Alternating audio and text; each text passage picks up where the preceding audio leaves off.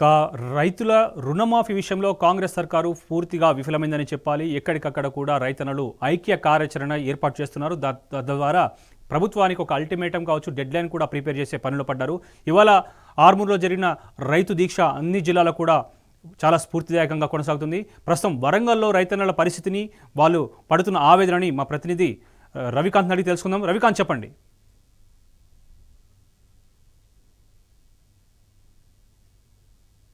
ప్రభుత్వంలో రైతుల పరిస్థితి అగమ్య గోచరంగా మారిందని మరి చెప్పుకోవాల్సి ఉంటుంది. ఇవాళ కాంగ్రెస్ ప్రభుత్వం చెప్పే లెక్కల ప్రకారమే 40 నుంచి 42 లక్షల మందికి సంబంధించిన రైతులు రుణాలు తీసుకుంటే 20 లక్షల మంది వరకే అయ్యాయని చెప్తున్న నేపథ్యం మనకు కనిపిస్తూ ఉంది. గతంలో 49,000 కోట్లు రైతులు రుణాలు చేశారని చెప్పి వాళ్ళు లెక్కలు చెప్పారు. ఆ తర్వాత దాన్ని 17,000 కోట్లకు పట్టుకొచ్చిన నేపథ్యం. అంటే ఎంత వ్యత్యాసం ఉందో రైతులకు సంబంధించిన రుణాలకు సంబంధించిన వ్యవహారంలో మనం అర్థం చేసుకోవాల్సి ఉంటుంది. పూర్తి స్థాయిలో రైతులకు రుణాలు మాఫీ కాక పెద్ద ఎత్తున ధర్నాలకు దిగుతున్న నేపథ్యం అయితే ఉమ్మడి వరంగల్ జిల్లా వ్యాప్తంగా మనకు కనిపిస్తూ ఉంది. ఇవాల్టి సంఘటన మనం చెప్పుకోవాల్సి వస్తే వరంగల్ జిల్లా సంగెం మండలం కాపుల కనపర్తి గ్రామాన్ని ఇవాళ రాష్ట్రానికే ఒక ఉదాహరణగా చెప్పుకోవాల్సిన సందర్భం ఖచ్చితంగా ఉందని మనం చెప్పుకోవాల్సి ఉంటుంది. ఎందుకంటే కాపుల కనపర్తి పిఎస్సిఎస్ సంబంధించినటువంటి ఆ సొసైటీలో మొత్తం 3,200 మంది రైతులు ఉంటారు. అందులో 1,907 మంది రైతులు వాళ్ళు అప్పులు చేసిన నేపథ్యం, వాళ్ళ పంటలకు సంబంధించి రుణాలు తీసుకునే నేపథ్యం. ఆ 1,907 మందిలో ఏ ఒక్కరికి కూడా రుణం మాఫీ కాని నేపథ్యం. అక్కడ రైతులంతా కూడా తీవ్ర ఆవేదన వ్యక్తం చేస్తున్న నేపథ్యం. రైతులంతా కూడా వానాకాలం సీజన్లో వ్యవసాయ పొలాల్లో ఉండాల్సిన స్థానంలో ఇవాళ వాళ్ళంతా కూడా ధర్నాలకు దిగుతున్న నేపథ్యం కనిపిస్తూ ఉంది. మరొక సంఘటన కూడా మనం ఉదాహరణగా తీసుకోవాల్సి ఉంటుంది. గత కాంగ్రెస్ ప్రభుత్వం 10 ఏళ్లకు ముందు, అంటే తెలంగాణ రాకముందు కాంగ్రెస్ ప్రభుత్వంలో ఇటు ఎరువుల కోసం కావచ్చు, విత్తనాల కోసం కావచ్చు, చెప్పులను క్యూ లైన్లు పెట్టిన సందర్భం మనం చూసాము. దాంతోపాటు పాస్ పుస్తకాలను ఇతర వాళ్ళకు సంబంధించి రైతులు క్యూ లైన్లలో పెట్టిన నేపథ్యం మనం గత 10 ఏళ్ల క్రితం చూసాము. 10 ఏళ్ల పాటు వ్యవసాయం పండగగా మారిన సందర్భాన్ని కూడా ఈ 10 ఏళ్లలో బీఆర్ఎస్ హయాంలో చూసిన నేపథ్యము. మళ్ళీ కాంగ్రెస్ అధికారంలోకి వచ్చిన తర్వాత ఇవాళ నిన్న నెల్లికుదురు మండల కేంద్రానికి సంబంధించి ఎస్బీఐ బ్యాంకు వద్ద రుణాలకు సంబంధించి బ్యాంకు అధికారుల దగ్గరికి వెళ్ళే క్రమంలో అక్కడ రైతులంతా కూడా చెప్పులను క్యూ లైన్లలో పెట్టిన సంఘటన మనకు దృశ్యానికి ఇవాళ రైతులకు సంబంధించినటువంటి బాధలకు, వాళ్ళ కష్టాలకు ఒక దృశ్య రూపంగా నిలుస్తూ ఉన్న నేపథ్యాన్ని మనం చూస్తూ ఉన్నాము. మరోవైపు మహబూబాబాద్ జిల్లాకు సంబంధించి నర్సింహులపేట ఎస్బీఐ బ్యాంకు వద్ద ప్రతిరోజు కూడా 30 టోకెన్లు మాత్రమే అక్కడ ఉన్నటువంటి అధికారులు ఇస్తున్న నేపథ్యము.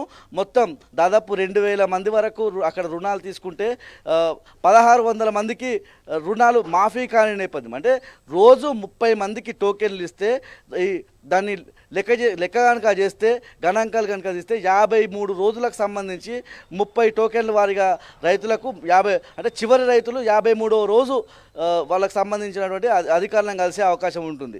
అంటే రైతు 50 రోజుల పాటు బ్యాంకుల చుట్టూ వెళ్ళాలా, బ్యాంకుల చుట్టూ తమ ప్రదక్షిణలు చేయాలా, బ్యాంకుల చుట్టూ చెప్పులు అడిగి తిరగాలనే సందేహాలు మాత్రం రైతుల వైపు నుంచి ఎదురవుతున్న నేపథ్యం. అదే బ్యాంకుకు సంబంధించి నర్సింహులపేట ఎస్బీఐ బ్యాంకుకు సంబంధించి ఒక్కసారిగా అధికారులు షట్టర్లు తీస్తే అక్కడ ఉన్నటువంటి రైతులంతా కూడా గుంపులుగా దూసుకొస్తున్న నేపథ్యం. ఈ క్రమంలోనే అక్కడ సారమ్మ అనే ఒక మహిళకు సంబంధించి గాయాలైన నేపథ్యం. ఆమె ఆవేదన వ్యక్తం చేసింది. ఈ రుణమాఫీ కోసం వస్తే ప్రాణాలు పోవాలనే అంశాన్ని కూడా ఆమె లేవనెత్తిన సందర్భం మనం చూస్తూ ఉన్నాం. ఉమ్మడి వరంగల్ జిల్లా వ్యాప్తంగా అంతటా ఇదే పరిస్థితి మనకు కనిపిస్తూ ఉంది. దేవరూపల మండలానికి వెళ్తే అక్కడ కూడా పూర్తి స్థాయిలో కాడి నేపథ్యము. అక్కడ రైతులంతా కూడా ఆవేదన వ్యక్తం చేస్తున్నారు. ప్రతి మండలంలోనూ ప్రతి గ్రామంలో, అంటే ఎక్కడైతే పిఎస్సిఎస్ సెంటర్లు ఉంటాయో, బ్యాంకుల్లో రుణాలు తీసుకుని ఉంటారో, రైతుల పరిస్థితి అయితే అగమ్య గోచరంగా మారిందని మనం చెప్పుకోవాల్సి ఉంటుంది. ఇవాళ దాటవేసే ధోరణిలో భాగంగానే రైతులకు ఇచ్చిన హామీని ఫుల్ఫిల్ చేశాము అని సక్సెస్ అయింది రైతు రుణమాఫీ అని చెప్పి ఇవాళ పెద్ద ఎత్తున విజయోత్సవ ర్యాలీలు చేసిన నేపథ్యం, విజయోత్సవానికి సంబంధించినటువంటి సమావేశాలు ఏర్పాటు చేసుకున్న నేపథ్యం అయితే మనం చూస్తూ ఉన్నాము. మనం ఒకటి గమనించాల్సి ఉంటుంది. ఆగస్టు 15వ తేదీన 3 విడతలకు సంబంధించి రైతు రుణాలకు సంబంధించి మాఫీ అయ్యాయి, రైతులు సంతోషంలో ఉన్నారు, సంబురాల్లో తేలుతున్నారని చెప్పే ప్రయత్నంలో పాలాభిషేకాలు చేశారు, పెద్ద ఎత్తున బాణసంచా కాల్చి పథకాన్ని పెద్ద ఎత్తున సక్సెస్ అని చెప్పే ప్రయత్నం చేశారు. అయితే ఆగస్టు 15వ తేదీకి సంబంధించి అసలు లిస్ట్ కూడా బయటికి రాని నేపథ్యంలో అసలు సంబరాలు ఎలా చేస్తారనే అంశం అయితే రైతుల్లో ఇప్పటికీ మెదులుతూనే ఉంది. ఆ తర్వాత మనం చూస్తే కొన్ని సెలవులు వచ్చాయి. ఆగస్టు 15 తర్వాత రాఖీ పండుగ వరకు సెలవులు, అంటే ఆ 4-5 రోజుల పాటు ఈ పథకం పెద్ద ఎత్తున సక్సెస్ అయింది, రైతుల రుణాలు మాఫీ అయ్యాయని చెప్పారు. ఆ తర్వాతే అసలు విషయం బయట. Ravikant holder 1 second. ఇప్పటి వరకు దాదాపు 9 నెలలుగా ఓపిక పట్టినటువంటి రైతన్నలు దాదాపు 2 పంటలు పూర్తి కావాల్సిన సందర్భం వచ్చేసింది. అయినప్పటికీ కూడా ఒకవైపు విత్తనాల కొరత, మరోవైపు సకాలంలో నీళ్లు అందక, ఇప్పుడు ప్రస్తుతం రుణమాఫీ కూడా అందక నానా గోసపడుతున్నారు. వెరసి కాంగ్రెస్ ప్రభుత్వంపై ఇలాంటి వైఖరిని, ఆవేదనను వారు వ్యక్తం చేస్తున్నారు. ప్రస్తుతం సిచ్యువేషన్ చూస్తుంటే వీళ్ళు ఐక్య కార్యాచరణ ఏర్పాటు చేసి ప్రభుత్వానికి ఒక డెడ్ లైన్ కావచ్చు, అల్టిమేటం కూడా జారీ చేసే ఒక పనిలో ఉన్నారని చెప్పేసి కూడా మనకు విషయం అందుతోంది. దీనికి సంబంధించి మీ దగ్గర ఉన్న అప్డేట్ ఏంటి? రైతులు ఇప్పటికే రోడ్డెక్కుతున్న నేపథ్యము, ఈ మంత్ ఎండ్ వరకు వాళ్ళు అల్టిమేటంగా ఒక డెడ్ లైన్ అయితే పెడుతున్న నేపథ్యం. ఆగస్టు ఎండ్ వరకు, అంటే మరి కొద్దిగా సమయం దాన్ని పెంచే అవకాశం ఉంటుంది, కానీ ఖచ్చితంగా వీళ్ళకి అదే రైతులకు సంబంధించినటువంటి రుణాలను షరతులు లేకుండా, ఈ ఆధార్ కార్డు కావచ్చు, ఆధార్ కార్డులో ఉన్న పేర్లు కావచ్చు, అంటే రైతులు లేవనెత్తే ఒక్క ప్రశ్న ఏంటంటే వాళ్ళకు రుణాలు ఇచ్చేటప్పుడు ఈ పేర్లకు సంబంధించి కావచ్చు, ఆధార్కు సంబంధించి కావచ్చు, బ్యాంకు లింకుకు సంబంధించి కావచ్చు, ఎటువంటి బాధ లేదు, ఇబ్బంది లేదు, ఎటువంటి సందేహాలు లేవు.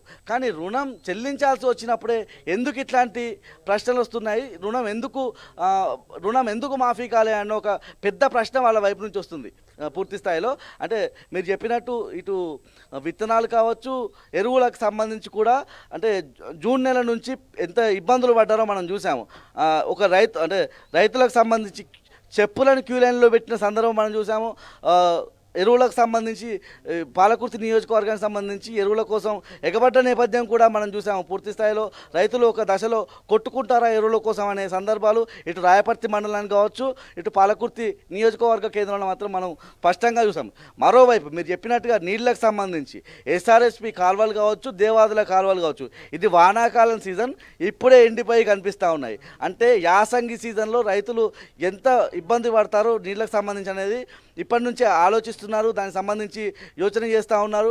ఎంత ఇబ్బంది పడతారని అంచనాలు కూడా ఇప్పటికే రైతులు వేసుకుంటున్న నేపథ్యాన్ని అయితే మనం చూస్తూ ఉన్నాము. అంటే వానాకాలం వర్షాధారిత పంటలు కాబట్టి ఇప్పటికైతే ఏదో పంటలను నెట్టుకొస్తూ ఉన్నారు.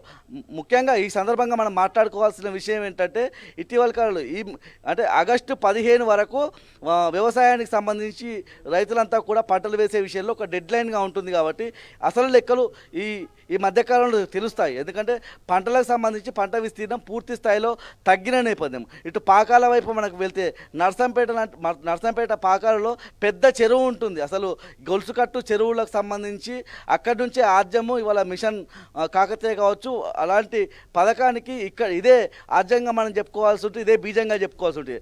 అలాంటి పాకాలకు సంబంధించిన ఆయకట్టు రైతులకు సంబంధించిన పొలాలే ఇవాళ ఎండిపోతున్నాయంటే రాష్ట్రంలో రైతులకు సంబంధించిన పరిస్థితి ఎట్లా ఉంటుంది? ఉమ్మడి వరంగల్ జిల్లాకు సంబంధించి రైతులు ముఖ్యంగా వర్షాకాలం అయిపోతే వచ్చే యాసంగిలో ఎంత ఇబ్బంది పడతారు నీళ్ళ విషయంలో అనేది మాత్రం మనం అనేక సంఘటనలు చూసే అవకాశం మాత్రం స్పష్టంగా కనిపించింది. ఎందుకంటే లాస్ట్ యాసంగిలో మనం చూసాము, పంటలన్నీ ఎండిపోయి రైతులు ఆ పంటల మీద పడుకొని ఏడ్చిన నేపథ్యం మనం చూసాము.